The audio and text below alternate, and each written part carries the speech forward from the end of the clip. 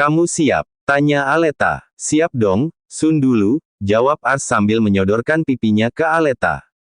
Aleta memutar matanya malas, semakin kesini tingkah Ars semakin terlihat manja. Sangat berbeda dengan Aleta yang terlihat sangat mandiri. Minggir sana, biar aku hadapi sendiri, ucap Aleta akhirnya. Ia malas menghadapi Ars yang bersikap kekanak-kanakan seperti itu. Aku cuma minta Sun biar semangat, ucap Ars. Kap, Aleta mengecup pipi Ars, sudah. Kalau begini biar aku hadapi sendiri, kata Ars setelah mendapat kecupan dari Aleta. Enak saja, aku sudah bersemangat sejak tadi. Kita bagi dua saja, kata Aleta. Sementara Amora sudah mengepalkan tangannya geram melihat kemesraan Ars dan Aleta. Alan kamu Ars malah gadis pengantar makanan yang dia pilih, batin Amora. Amora tidak terima harus kalah dengan gadis yang dianggapnya miskin dan tidak menarik sama sekali. Padahal kemana-mana lebih cantik Aleta, alami tanpa polesan dan tanpa barang palsu. Sementara Amora yang menganggap dirinya paling cantik, padahal terbuat dari barang palsu di beberapa bagian tubuhnya. Hajar mereka, sayang, tita Amora. Lion pun memerintahkan bawahannya untuk menghajar Aleta dan Ars. Mereka berdelapan maju secara bersamaan. Bagi dua, bisik Aleta pada Ars. Boleh, saatnya kita fighting, kata Ars berbisik pula. Let's go play, kata Aleta. Keduanya bergandengan tangan berjalan beberapa langkah. Kini mereka sudah berhadapan dengan 8 orang tersebut. Cantik bro, bisik salah satu dari mereka. Kita diperintahkan Tuan untuk menghabisi mereka, jawab yang satunya. Gak ada salahnya kita main-main dulu setelah itu baru kita habisi, ucapnya lagi. Sepertinya menarik, kata yang lain pula. Hajar, perintah Lion. Aleta tersenyum smirk, keduanya melepaskan pegangan tangannya dan berpencar, 4 lawan 1 bagi Aleta bukan apa-apanya. Begitu juga dengan Ars yang sudah terlatih. Demi menjadi kuat Ars berlatih dengan keras. Sejak kejadian yang lalu membuat tekadnya menjadi kuat pun menggebu-gebu. Hingga akhirnya ia bisa menyelamatkan Faisal yang saat itu diculik. Aleta dikepung dari 4 penjuru. Tapi Aleta terlihat tenang-tenang saja. Dalam keadaan seperti itu, Aleta mengeluarkan ketapel miliknya dan membuat keempat orang tersebut mundur beberapa langkah ke belakang. Aleta mengarahkan ketapel tersebut ke arah mobil di mana Lion dan Amora berdiri. Aleta melepaskan pelurunya dan duar, ledakan mobil pun terdengar. Hal itu membuat kedua orang tersebut terlempar beberapa meter.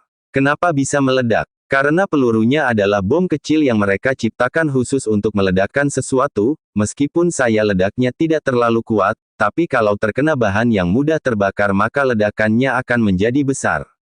Lion dan Amora tidak menyadari kalau Aleta akan meledakkan mobilnya. Jadi mereka santai-santai saja bersandar di sisi mobil sambil menonton perkelahian bawahannya. Aleta tersenyum smirk lalu menyimpan kembali ketapel tersebut.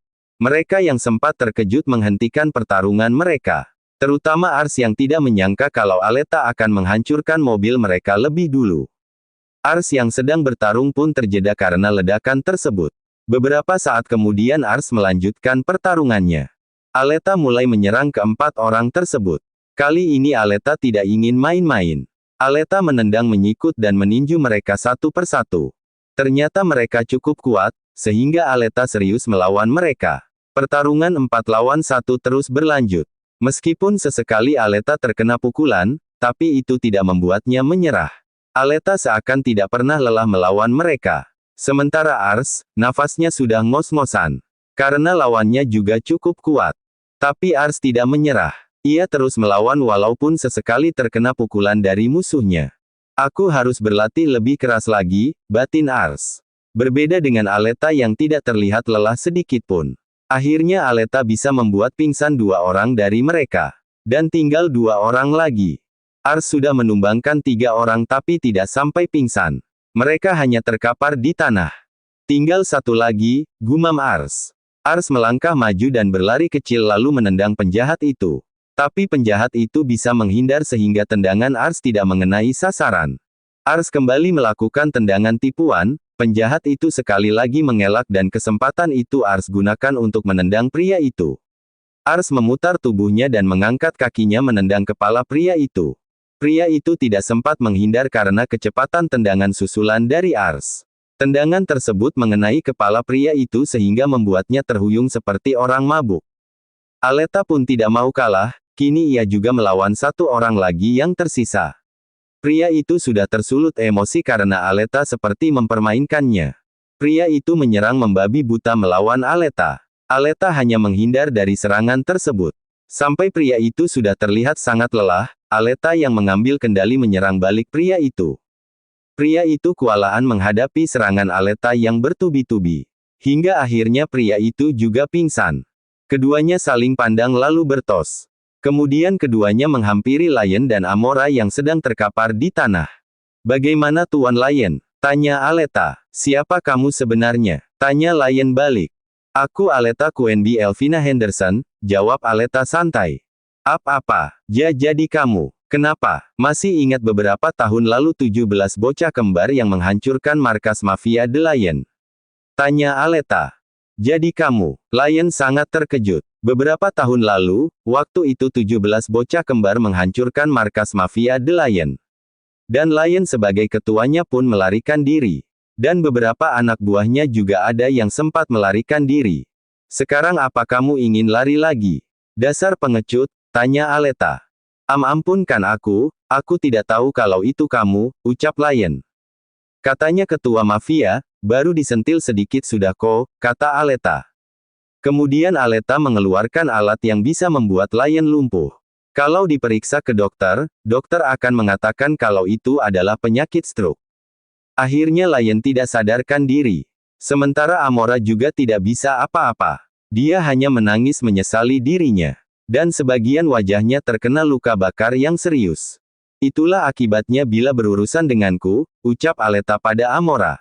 Aku tidak peduli siapapun kamu, kalau sudah berurusan denganku maka kehancuran yang akan kamu dapatkan, ucap Aleta penuh penekanan. Kemudian keduanya pun kembali ke motor dan mobil masing-masing. Lalu pergi meninggalkan tempat itu dan membiarkan mereka yang sudah tergeletak. Ars tidak heran lagi dengan sifat dan kekejaman Aleta terhadap musuh. Dan Ars malah semakin mencintai gadis itu. Dan berniat untuk melamarnya nanti. Ars mengikuti Aleta hingga ke restoran. Aleta yang tahu Ars belum makan pun segera masuk dan langsung ke dapur restoran untuk memasak. Ars pun menunggu di kursi yang tidak jauh dari dapur tersebut. "Hai," sapa seorang pelayan yang bernama Saza. Ars tidak menoleh sedikit pun, karena pandangannya hanya dia tujukan kepada Aleta saja. "Sombong banget sih," tanya Saza. Kemudian Nia menghampiri Saza dan berbisik. "Kekasih Aleta," bisik Nia pada Saza. Saza pun segera pergi dari situ sebelum dapat masalah. Mereka sangat tahu kalau Aleta sangat menakutkan bila sedang marah. Pernah dulu ada seorang pelanggan yang mengganggu pelayan di restoran ini, tapi tangannya dibuat patah oleh Aleta. Sadis kan, Aleta? Sejak saat itu tidak ada yang berani dengan Aleta, tapi Madam yang sok berkuasa yang berani. Akhirnya dapat teguran dari Aleta. Aleta pun sudah selesai memasak dan menghidangkannya pada Ars. Ars tersenyum melihat makanan di depan matanya. Nampak menyelerakan. "Silakan, aku tahu kamu belum makan sejak tadi," kata Aleta. "Tahu dari mana?" tanya Ars. "Dari cara kamu bertarung," jawab Aleta. "Ya aku kurang konsentrasi," kata Ars jujur. Ars menatap lekat ke arah Aleta, wajah cantik yang sudah terukir di hati Ars sejak kecil. Aleta yang sedang menunduk sedikit ketika makan pun mendongak. "Ada yang aneh?" tanya Aleta. Ars menggeleng, "Tidak." "Lalu mengapa menatapku seperti itu?" tanya Aleta. "Kamu terlalu cantik, tidak ada bandingannya bagiku," jawab Ars. "Biasa aja, di luar sana masih banyak kok wanita yang lebih cantik. Lagi pula kecantikan seorang wanita itu beda-beda," kata Aleta. Para pelayan dan koki hanya memuji mereka berdua adalah pasangan yang cocok. Tidak ada yang berani mencela mereka. "Pacaran terus, tolonglah hargai kami yang jomblo ini," ucap Dara yang tiba-tiba datang menghampiri mereka. "Makanya cari pacar sana, biar gak jomblo lagi," jawab Ars. "Teman kamu boleh juga," kata Dara. "Siapa?" tanya Aleta. "Yang sering ke sini," jawab Dara. Aleta dan Ars saling pandang. Lalu saling kode. "Hahaha, aku cuma bercanda, serius amat," kata Dara akhirnya. "Dia asisten pribadiku," dia menyukai Niakayanya, jawab Ars. Aku sudah tahu, sering memergoki mereka berduaan, jawab Dara. Cari cowok lain lah, kata Aleta. Belum ada yang cocok, aku mau cowok yang bucin sama aku, pengertian dan sayang serta cinta, jawab Dara. Yang namanya bucin sudah pasti dia cinta, ada-ada saja kamu, kata Aleta. Mereka mengobrol, Ars sampai lupa untuk kembali ke kantor. Tidak terasa sudah pukul 5 sore. Sementara restoran tersebut akan tutup sampai jam 7 malam. Setelah selesai makan, Aleta pun berniat untuk pulang. Karena pekerjaannya sebagai pengantar makanan sudah selesai. Ars tetap mengikuti Aleta pulang dan memastikan Aleta selamat sampai rumah. Aleta dengan motornya dan Ars dengan mobilnya. Ars tidak mau Aleta kenapa-kenapa nantinya. Beruntung banget ya Aleta, dapat cowok kaya plus tampan, ucap si A. Wajarlah, Aleta cantik meskipun pekerjaan tidak beda jauh dengan kita, jawab si B.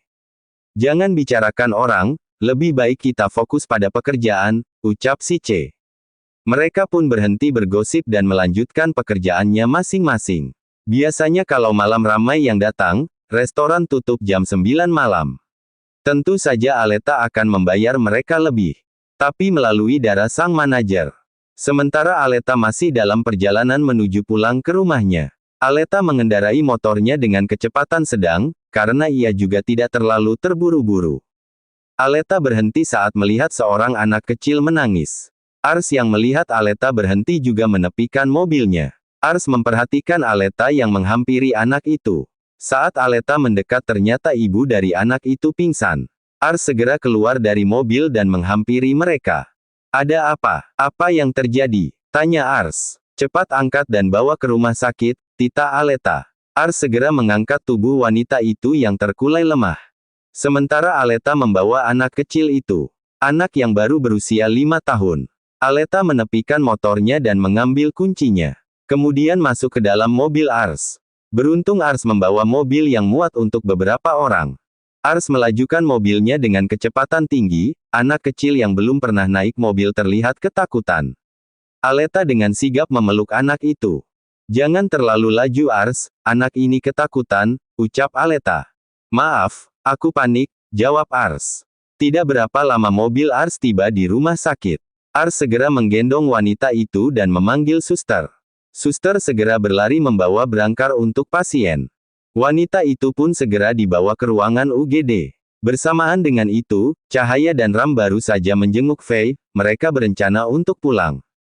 Ada apa sayang? Siapa yang sakit? Tanya Cahaya. Gak tahu bun, saat Ale mau pulang ada anak menangis di pinggir jalan. Setelah Ale lihat ternyata ibu anak ini pingsan, jawab Aleta.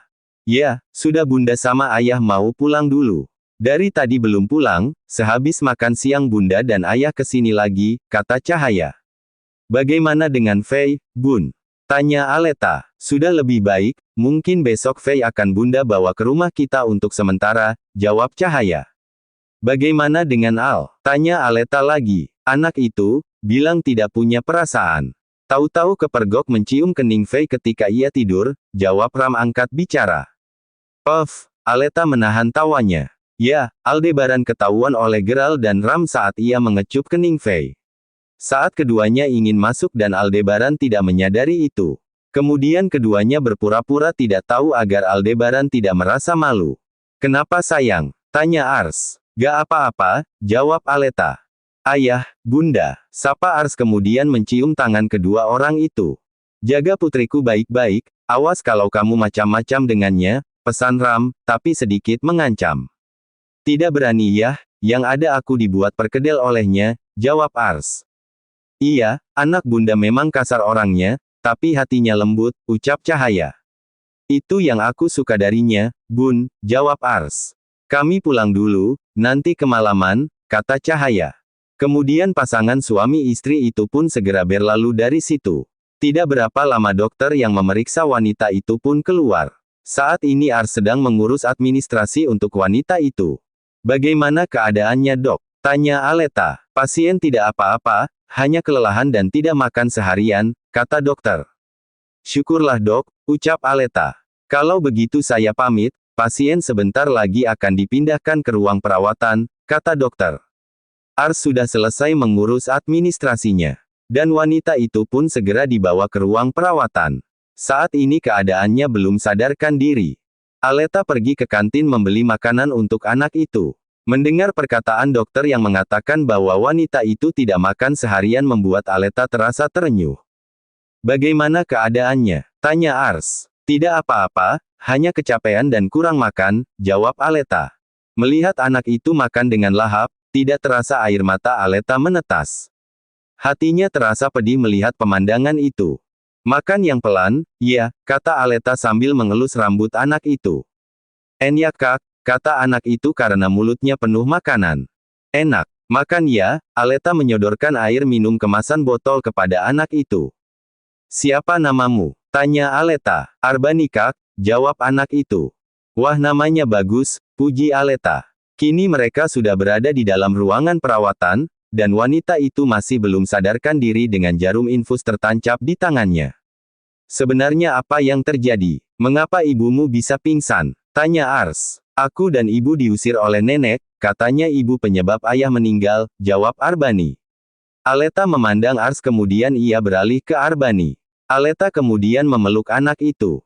Kasihan banget kamu, sayang, kata Aleta. Arbani hanya terdiam saat Aleta memeluknya. Bocah kecil itu hanya bisa menangis saat melihat ibunya dibawa UGD.